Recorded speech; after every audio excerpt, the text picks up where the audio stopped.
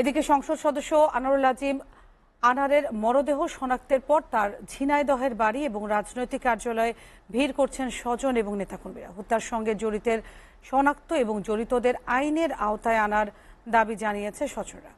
ঝিনাইদহ থেকে ফয়সাল আহমেদের প্রতিবেদন।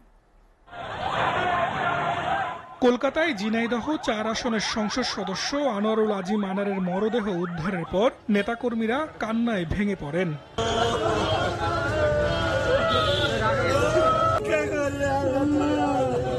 স্বজনদের কান্না আর আহাজারিতে ভারী ঝিনাইদহের কালীগঞ্জের মধুগঞ্জ এলাকা।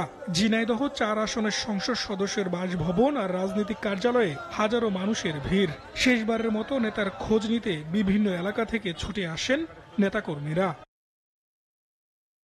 নেতাকর্মী ও স্বজনরা জানায় ১৭ মে থেকে এমপি আনারের খোঁজ না পেয়ে ডিবিতে অভিহিত করা হয়। এরপর শুরু হয় বাংলাদেশ ও ভারতীয় গোয়েন্দা সংস্থার খোঁজ। হত্যার সঙ্গে জড়িত সকলকে আইনের আওতায় আনার দাবি সবার। আর উপকারী ছাড়া কোনোদিন সে কাউকে কোনোদিন শত্রু মনে করেনি। সে নির্ভয়তে হত্যা এলাকায় একা একা মোটরসাইকেলে চড়েছে, মানুষের ভালোবাসা দিয়েছে। নিশ্চয় কোনো পরিকল্পিতভাবে তাকে এই হত্যা করা হয়েছে। এর সাথে জড়িত আছে, আমাদের দেশের লোকের সাথে জড়িত আছে। এ হত্যাকাণ্ড, এটা একটা হত্যাকাণ্ড পরিকল্পিতভাবে। আনার সাহেব খেলার মধ্য দিয়েই তার পরিচিতি লাভ করে।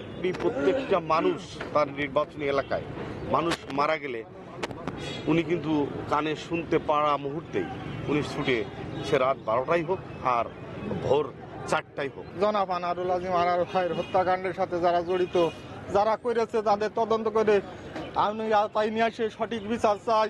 নিঃস্বার্থবান মানুষ এইভাবে চলে যেতে পারে না।